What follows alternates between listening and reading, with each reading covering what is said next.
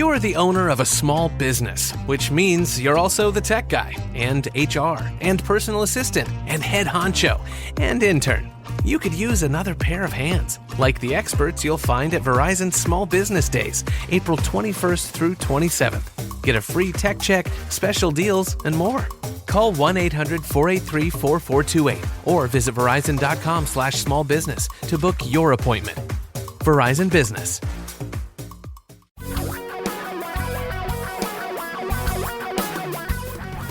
Reality radio for a really great future. We're talking real money. Well, another opportunity for you to call and talk about money awaits right now. All you have to do is pick up a phone, give us a call at 855-935-TALK, 855-935-8255. It's free. It's really easy. And the stuff that we can talk about, oh, my gosh, it's truly as varied as your life. So give us a holler, 855-935-TALK. If you're thinking about making an investment, you're trying to figure out what to do with one you have, you are looking forward to retirement, you can't figure out where the income's going to come from, whatever. You'll think of something. Give us a call. 855-935-TALK. I'm Don. Over there is Tom. And a lot of people have been thinking about using the free trading platforms that are out there now, or slices, or all these gimmicks to invest, when we've told you for a long time you really don't need any gimmicks. But one of the biggest gimmick places has been... Gimmick places. Yeah, that's not a very good name. A place called Robinhood. Oh, we're doing Robinhood again, huh? Yeah, where you would think they were taking from, like the rich, like Jeff Bezos and Bill Gates, and giving it to Don and I guess, or something. Well, on a relative basis, absolutely. But okay, they're running around getting all of you to trade, right? That's their whole thing, right? Mm-hmm. And you trade free, right? Mm-hmm. Yeah, there's well, no cost to this. Yeah, you trade free on most things, but yeah. So this industry is rife with conflicts. Robinhood holds themselves out as the doer of good for everyone against, I guess, the rich people that own stocks. Right? The big say it any way you like. The big brokerage firms, right? The big bad Morgan Stanley and Merrill, et cetera, et cetera. Those guys, the evil empire. But I hate to break it to you, but people are in this for $1, and it's more than $1, by the way. Robinhood makes most of their money from options trading. Now, Don, tell us what options trading is. Oh, it's okay. One, it's not investing. Let's just start right there. It has nothing. It doesn't even resemble investing. As a matter of fact, the thing it looks most like is gambling. Like, for example, say there was a football season and there were two teams, and you think that the Seattle Seahawks are going to beat the Los Angeles Rams. You can bet money on the Seahawks to win and the Rams to lose.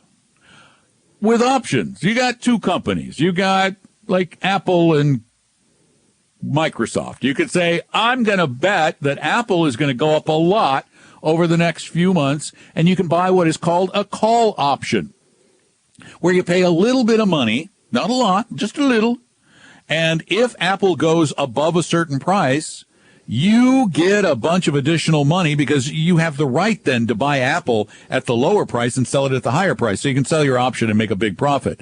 If, on the other hand, you wanted to bet that Microsoft was going to go down, I'm just using these for examples, you could buy a put option on Microsoft. And if Microsoft fell more than a certain amount in a certain amount of time, you'd make money selling your put option or putting Microsoft stock to somebody else at that previously higher price and get a profit by doing that. But options expire at some point in the future, worthless. You're not putting money in and can just wait it out. Because in a month or 3 or 6 or 9, that option, if it doesn't go your way, all that money you put down on the option, which is a fraction of what you would have spent on 100 shares of stock, just vanishes. What does that sound like? I think there's a place you can go do that. You could still do it, called a casino. Yeah, it sounds a lot like a casino, because that's exactly what options trading is. They say it's a game of skill. Well, really? here's the reason. Here's the reason that I raise this is because, again, Robinhood holds themselves out as a doer of good to get everyone involved in investing. Ha ha. Because buying individual stocks, buying slices of stocks, getting involved in options is not investing. That purely is gambling. And they make it feel like we're really doing something good for people. They are, for the people that own Robinhood, because in the second quarter, they're sending you to do options trades. They made $180 million. How do they do that? They do that because the difference between the bid and the ask, right, in the security in which they're having you bet on. And they get paid by other firms that hand those trades off, correct? So that they're getting a kickback of sort. Total conflict of interest, not for you, but for them. You shouldn't be doing either, and Robinhood really shouldn't be suggesting you do options trading as well. Their slogan is, we're on a mission to democratize finance for all. Yeah, they're on a mission to make themselves rich, which is okay. It's America. Just be honest. Tom and Don are talking real money. At Vestory, we want to help everyone reach the best financial future. That's why we offer free meetings with our advisors with no obligation and no sales pitch. Set up yours today at Vestory.com or call 800-386-3004. For your real life and real future, Tom and Don are talking real money.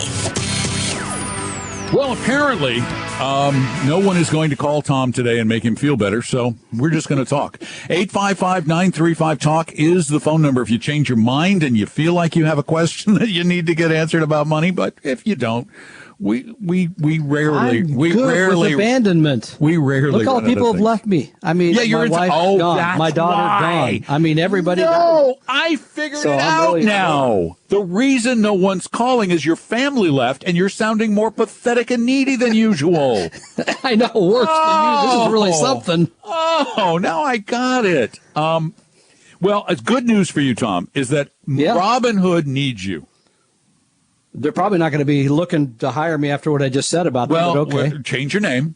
I went to their page, their careers page, during the break. And did you know how many big offices they have? They have 5 offices. Denver. Their main one is Menlo Park, California. Yeah, then they got one big one in Denver, big one in Lake Mary, Florida, which is just up the road from me. South Lake, Texas, and Tempe, Arizona. I just like saying Tempe. So what are they doing? What are they doing in those places? Lots of stuff, apparently, because they have over 100 job openings. I mean, really, if you're looking for a job, holy cow, Tom, here's one for you because you've got managerial experience. No, registered customer experience manager. I'm not registered. I know, that's the problem. Guess what you have to be to get that gig? You got to You've got to pass the Series 7. And then the Series 9. Those are hard tests. Oh, my gosh, yes. For all of you who don't know what we're talking about, stockbrokers have to pass a test called the Series 7. I took it back in 1983. Yeah, and I remember the year because my daughter was born the following year, so I remember I was in training when she was conceived, so I kind of remember that. That's what we're calling it? Yeah, that's what we're calling it. And that was, back then, that was an 8-hour test. You sat for 8 hours for that test. It's fairly complex. Today it's 2 days. 2 full days. 2 days. Wow. I remember in the middle of that test, we took it. It was in a locked room with a proctor. And I remember about an hour and a half into the test, and you're sweating bullets. This is a hard test. A young woman in the back of the room screamed at the top of her lungs. What? Throws the test. It was all paper back then. Throws the test into the air and runs out. Just screams. And now she's Secretary of the Treasury? She's the president of Smith Barney. No, they don't exist anymore. That's why I use that name, Smith Barney. They don't exist anymore. Yeah, good. But anyway, so there's some gigs for you. Those are difficult tests, no question. Wow, they do have a lot of jobs open, though. They must be doing very well if they can afford to hire. Didn't I just say something about $180 million on options trades in the last quarter? These are high-paying jobs. And the perks, oh, my gosh. The perks are this is like working for Google or something. You get like what? You get free bananas, premium medical, dental, and vision. You get catered meals paid for by the company. Wow. They pay for your commutes. They give you parental leave. They got all kinds of stuff. Now I got to ask, since they're the investment business, what is the match on the 401k? I don't know that. Well, I'm just curious. I don't know, but they've got one. So. And did they give you the secret trading formula, how to get rich trading Hertz and Kodak? You could probably get to play options in your 401k. No, that's illegal. Yeah, you can't play options in a 401k. You can't. No, it's not allowed. As a matter of fact, there are really strict fiduciary rules on 401ks when, compared to just brokerage accounts. So. Well, okay, but so to take this one step further, how do you find conflict-free advice? Funny you should ask. Matter of fact, I was just talking to the same young woman who was a friend of my daughter's today about finding conflict. She goes, well, can't I just go get any financial advisor? And I went, no. One, you only have a few $1,000s to your name. So what you're going to get is a stock broker who's going to sell you whatever will make him or her the biggest commission.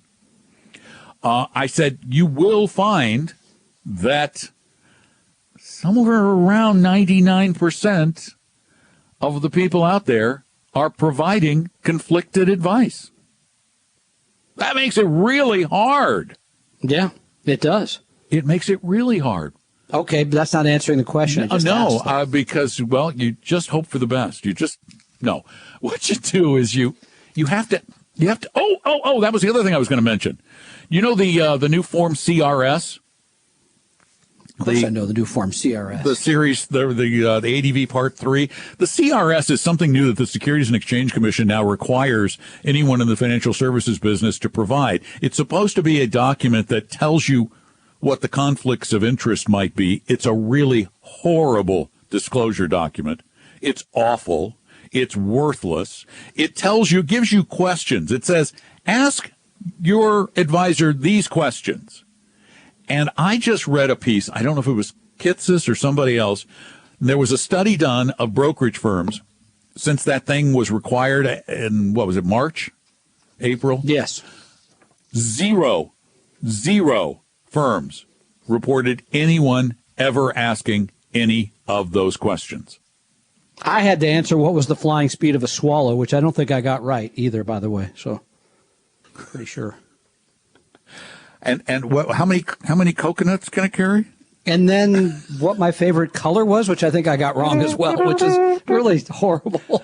No, but you see, people don't. The idea was, okay, but you remember where all that came from, right? This was the way they were going to eliminate conflicts. Clearly disclose the conflicts in our business. It didn't do any of that. Well, absolute joke. The point I'm getting at is that most people do not want to know. They don't. Oh, they'd rather just have their head buried in the sand and think it's going to be okay. Exactly. Yeah, because like the rest of your life. This business is all about interpersonal relationships. It is not about what is best for your money. It is about working with the person that you think is just so nice. Folks, Bernie Madoff was the nicest old grandfatherly figure you'd ever want to invest with. He was so nice. Mark Dreyer, nice. They're all nice. Who's the guy who ran WorldCom? Wayne Ebbers. Nice. Was he nice? No, he wasn't. I don't think he was a nice guy at all. I think he was mean. And he's probably meaner now that he's been in. No, is he no longer with us? Yeah, he's no longer with us. Anyway, no. Here's the problem. When you go out to get financial advice, you try to get it from somebody you know or somebody who knows somebody you know, and they're so nice, but you do not know what they're doing to you. You don't know. Okay, let's give a couple of guidelines. 100% always fiduciary. That's one. But they're going to lie to you. You got to have them sign our form that says they always are. If you ask them that question, they're going to say, "Oh, of course, I'm a fiduciary." Well, they got to sign something that says they are. Yeah, they won't. If they're a registered investment advisor, always, then they are. But if they're duly registered, that's where the conflict comes in. And one of the Number ways... two. Wait, there's a way... Number two, I was just going to say, you got to use index or index-like mutual funds. Right, but let me go back to finding the right person. If you go to the website of the firm, and you usually can scroll to the bottom of the page, if it says member FINRA, they are not always required to act as a fiduciary. It means they're also a broker. They're duly registered. And we'll have more tips after this. And Don are talking real money. If you're sick of your self-interested financial advisor and are looking for a 100% fiduciary, low-fee investment advisor, call my firm, Vestory, at 800-386-3004 or visit us at vestory.com. Your guides to a really great financial future. Tom and Don are talking real money. And again, our number is 855-935-8255. More tips for finding the right financial advice coming up. But right now, somebody called. Gail, welcome to Talking Real Money. Hi, Hey Gail. there. Hi, Gail. I had to laugh in my car. You guys used the Tom? initial. Can you hear me okay? Yes, ma'am. Yeah. When you used the initial CRS, I almost had a cow. Why? You guys, you don't know what that means? Can't remember. Oh, That is beautiful, Gail. I had never heard that until this moment. Oh, my God. That's beautiful.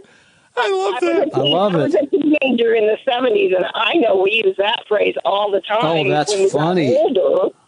I was a teenager in the 70s, too, but my Me too. clique was too stupid to figure that out. That's funny. That's CRS. Yeah, good. I love it. Perfect. All right. That, if that's a government term, that fits great. Yep, it pretty much does. Yeah. That's that We form. can't thank you enough for pointing that out. Thank you. Thanks so much, Well, Gail. Take care. I had to make the comment before I asked my I'm question. Oh, you got a question, too? Even better. Go ahead. Go. I have two. The first question is, I was basically laughed at when I asked if I could refinance the remainder of my mortgage because they don't want to talk to you if you only owe $40,000. No, they don't. It's not worth Not it. enough money. Nope. Because that's Nope, not enough money. that's a luxury car loan for most people. But let me tell you a little trick. If you have the income to support a bigger refi, you refinance a whole bunch of it, and then you have a mortgage with no early withdrawal, and you just pay it off. Well, I think what I'm just going to do is I'm going to just start doubling up my monthly payment on the principal, pay it off early. Okay. Yeah, there you go. Either way. I'm paying If for you it. have liquidity otherwise in But retirement. but do remember, Gail, the money in your house is illiquid. Money outside of your house is there for an emergency, but having it in your house can be a real pain. As you know, if you want to take $20,000 out of your paid-for house, nobody wants to lend it to you. Yeah. Yeah, So they bear thought that I in was mind. they kind of laughed at me. I called a couple places. No, I would say, do you have plenty of liquidity in your life? Yeah, I do. That was my next Okay. question. All right.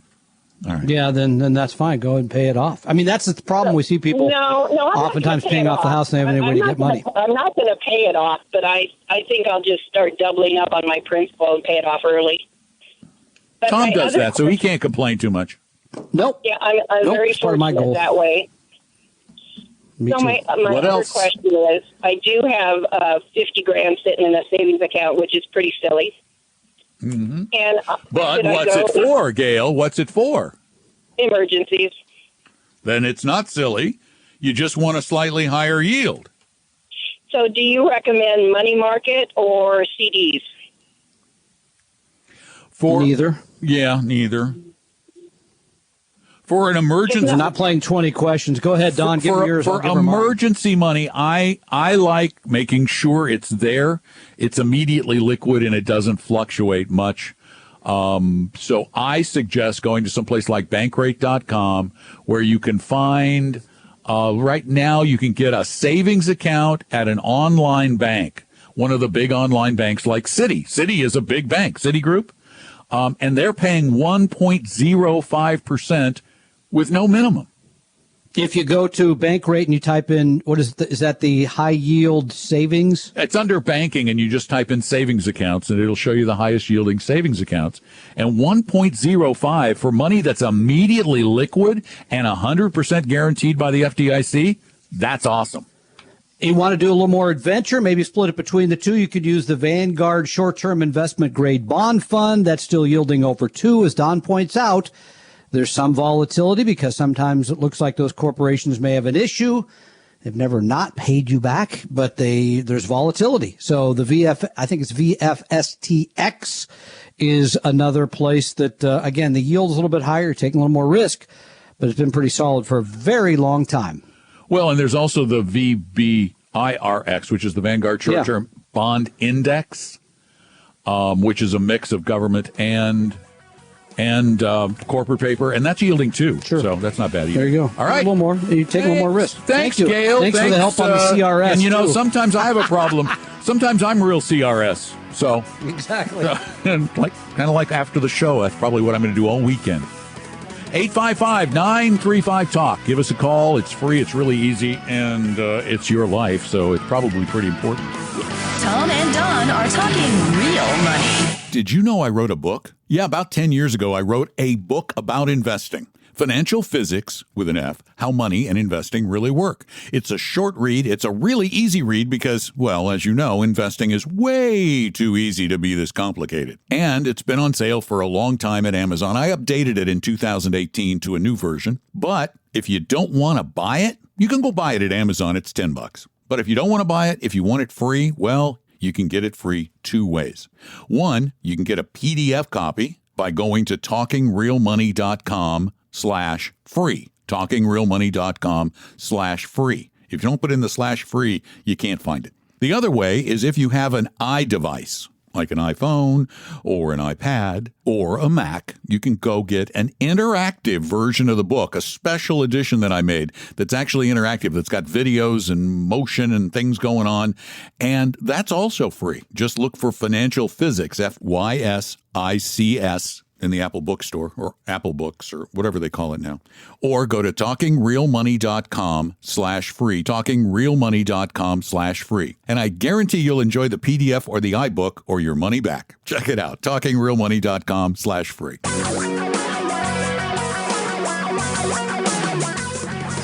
Reality radio for a really great future. We're talking real money. You know what they say? Better late than never. 855-935-TALK. That's our you're number. referring. We still have. Referring to we the still lack have of a calls, half an but you're hour. getting a lot of calls now. We got a half an hour. I thought they were going to say they like me. They really like me. Nah. Something more like that. No, I'm not going to say about you. We can leave that out of the script. Chandler, you're up. Welcome to Talking Real Money. Hello, how you guys doing? Good, Chandler. Good. How are you? Awesome. I'm good. I'm a younger guy. I know you guys get a lot of older, more experienced people, but I'm under 30, and I got a couple of questions for you. The first one's about retirement. In my IRA, I have about 70% of my money in the Vanguard 2060 retirement fund, but I got a little bit nervous when the market went south there, and I took a decent chunk out and put it into a bond index international fund for Vanguard. Chandler. What's your question? I know what his question is. It Go sounds ahead. like you already answered it. I was just trying to avoid the missing the major slump there because I lost, a couple $1,000s. And for me, that was a lot. Did they call you and tell you when it was going to go back up? Did they give you a ring and say, go ahead, put it back in? No, they didn't. So I guess my question was, it was to make sure, because I realized my mistake now, that Vanguard 2060 fund is well diversified enough across the bond market and stocks to put all my money there. Well, it's probably not very many bonds. It doesn't, is it? right. It doesn't have very Might have much in the way of 10% bonds. It's going to be a small bond portfolio. But Chandler, here's what you need to realize, okay? You're putting money into this regularly, right? Yes. Okay. So when the market goes down, you actually being younger, You need to be happy. Every time the market goes down, when it goes down a bunch, instead of taking money out, pour all you can in. Well, This is, remember this whole expression, buy low and before it went down. Yeah. Yeah, but there's no way you're going to do. Yeah. Go ahead. So I get what you're saying. I'm not gonna be able to time everything and never. Yep. Next question. I am saving some money for a down payment on a house, and I've decided to be a little bit more risky with this. And I've made over the past 3 months about $1,000 on various ETFs and investing through Vanguard that way. Similar question. Do you have a ETF or a fund that you would suggest for someone that's willing to accept a little bit of risk, but, I don't want to risk the whole pie? What's the time? What's the time frame? What's the time frame on needing the down payment? So I'm in the real estate business, and it's pretty flexible. I'll just say that. I would say somewhere between a year and 5.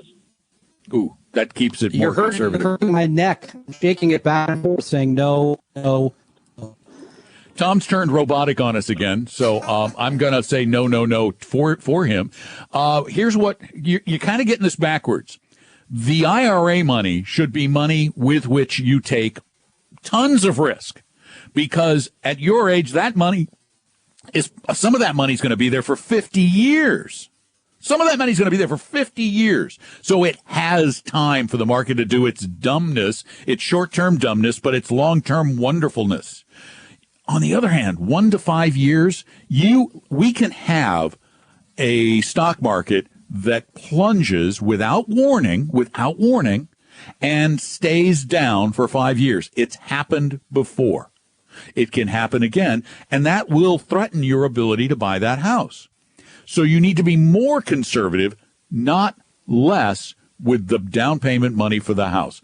It won't grow as fast, absolutely, positively not, but you should probably have this money invested in such a way that if the market goes down 50%, which an aggressive portfolio can do, you aren't tempted to panic. And we already know you're like everybody else on the planet. You're tempted to panic. So that money needs to be far, far more conservative, Chandler, okay?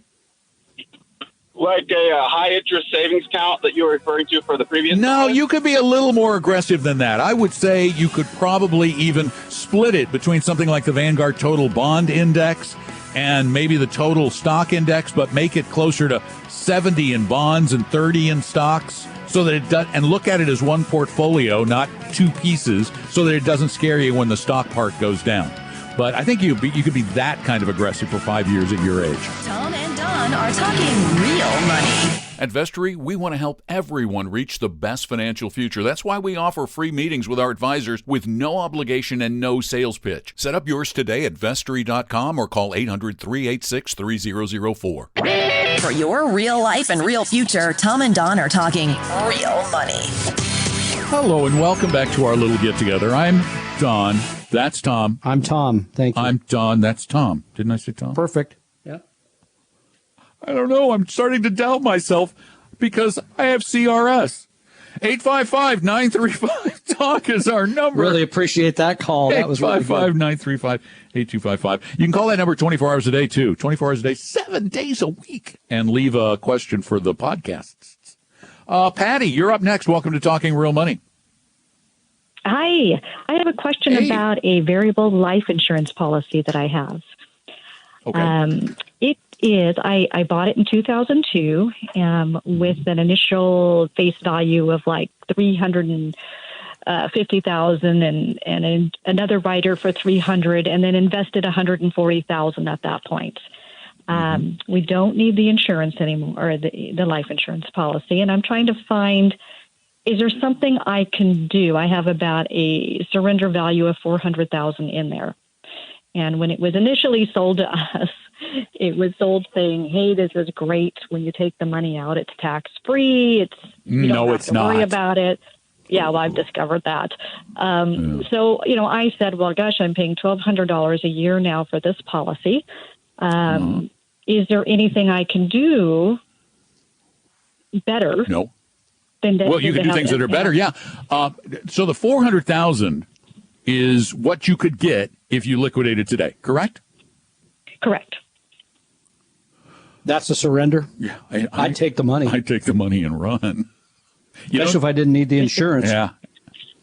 Well, the problem is we're in a high tax bracket. And so, yeah, but you're not going to. A lot of it's going to be return of principal. Some of it's going to be your principal coming back your way. How much did you put into it over the years? The cost basis was $140. Oh, that was it. You put $140 in. Oh, yes, yes. Well, what could she go? Could she do a 10? Which is the 1035? 1035. Yeah, she move that over to another about a 1035 exchange and move it into another insurance annuity product. But you don't want to do that back. What? Who's the company it's with? It's with Nationwide. Yeah, see, Nationwide, you're going to be dealing with commission salespeople. You could do. There are some no-load. Yeah, we've done this. Insurance products. I'm thinking Jefferson Life. Don't they have no loads? The other one's not coming off the top of my head. But yeah, maybe a 1035 makes sense for some of this because that gives you the opportunity to do some tax planning. Or the other thing you can do is start taking partial withdrawals, distributions. So sit down with your CPA and make sure that you don't get kicked into a higher bracket, because eventually you got to take it out anyway and pay taxes on it. You're going to have to. Right. So you might as well start the process while you can plan for it. So sit down with your accountant and say, okay, how much can we take out in 2020 without kicking us into a higher bracket? And who are the educational people that have all the insurance stuff? I'm forgetting their name right now.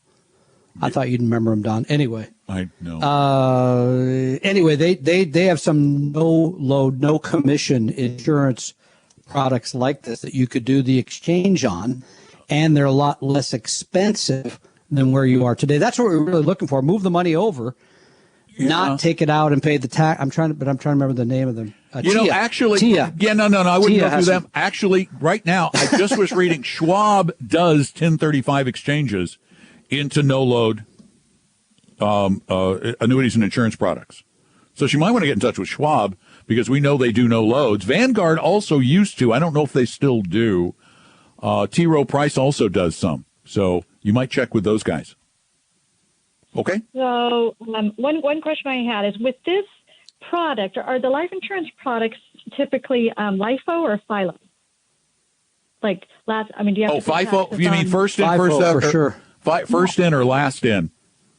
Yeah. Actually, no, I can't swear to that. I can't swear to that. I think it's proportional, but I'm not 100% because I'm not an accountant, but I seem to remember something about proportional.